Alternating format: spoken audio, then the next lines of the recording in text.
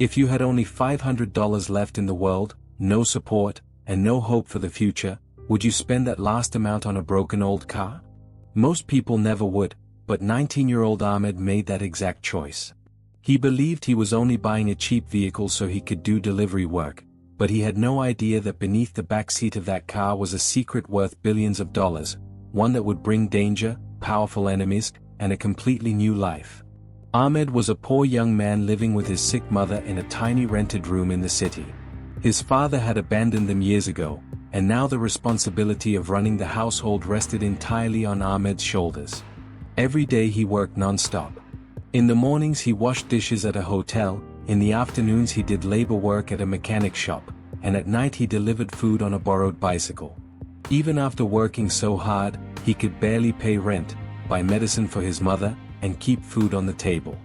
One evening, the landlord knocked on the door and coldly told him that if the rent was not paid within 3 days, they would have to leave. Ahmed stood there silently because in his pocket he had only $500 left, and that was everything he owned. That same night, Ahmed sat with his friend Salman, worrying about what to do next. Salman mentioned that the police were holding an auction the following morning, selling seized vehicles at low prices. Ahmed immediately had an idea. If he could buy a cheap car, he could work as a delivery driver, earn more money, and maybe save his family. The next morning, he took his last $500 and went to the auction yard. Wealthy businessmen and car dealers stood everywhere, carrying cash and speaking confidently. Ahmed felt invisible among them. Then he noticed an old black sedan parked in the corner. The paint was scratched, the tires looked weak, and the body was worn out, but the engine still started. The bidding began. $300. $350. $400. Soon only Ahmed and one other man remained. The price reached $500. Ahmed raised his hand with trembling fingers. The other bidder laughed and said, "Keep it. That junk isn't worth it." The auctioneer slammed the hammer down. Sold. Ahmed had just spent every dollar he had on an old car. He drove the car home carefully, trying to convince himself he had made the right decision. But halfway there, he heard a strange knocking sound coming from beneath the back seat. At first he ignored it, assuming it was a loose part. Once home, curiosity got the better of him. He pulled at the back seat, but it was jammed. After several attempts, the seat suddenly lifted open. Underneath it was a hidden metal compartment. Ahmed froze. With shaking hands, he reached inside and pulled out an old leather bag. Inside the bag were several gold coins, a stack of documents, and a USB drive. His heart pounded. He rushed to a nearby internet cafe and plugged in the USB. What he found changed everything. There were dozens of files containing offshore account details, property contracts, shell companies, and secret ownership records. One folder was labeled, Blackstone Holdings. Ahmed opened one statement and nearly stopped breathing. Balance, $2.4 billion. He thought it had to be fake. But another file contained a short note that read, "If anything happens to me, expose them." Ahmed now understood that this was not just hidden wealth. It was evidence of a massive crime. That same night, a black SUV stopped outside his home. Two men stepped out and knocked on the door. One of them stared directly at Ahmed and said, "We know you bought the car. What was inside belongs to us." Ahmed tried to stay calm. "I found nothing." The man stepped closer and said quietly, "Don't lie.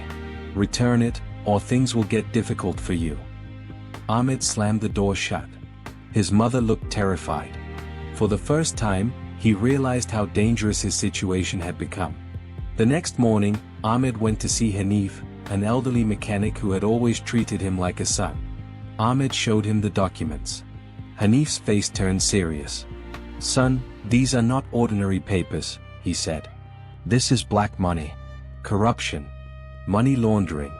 If these records become public, powerful people will go to prison." Ahmed asked what he should do. Hanif thought for a moment, then said, "Give the truth to someone who cannot be bought." He arranged a meeting with a respected investigative journalist named Sarah Khan. Sarah carefully reviewed every file. As she read through the evidence, her expression changed from curiosity to shock. The files connected major businessmen, politicians, and corporate executives to a huge laundering network worth billions. Within days, national news channels exploded with headlines. Multi-billion-dollar corruption network exposed. Police launched raids across the city. Offices were sealed. Bank accounts were frozen. Several high-profile arrests were made. The same men who had threatened Ahmed were taken into custody. Because Ahmed had helped expose the network and recover stolen assets, the government placed him under witness protection. Later, he was awarded $5 million for his role in the investigation. Ahmed sat silently, staring at the check in disbelief. Only days earlier, he had been a poor boy with just $500 left in the world. Now he was a millionaire. The first thing Ahmed did was pay for the best treatment possible for his mother. Then he bought a modest home where they could finally live in peace. Weeks later, he returned to the same auction yard where people had laughed at him and ignored him. He stood there quietly, smiled to himself, and whispered, "Sometimes fortune hides inside broken things."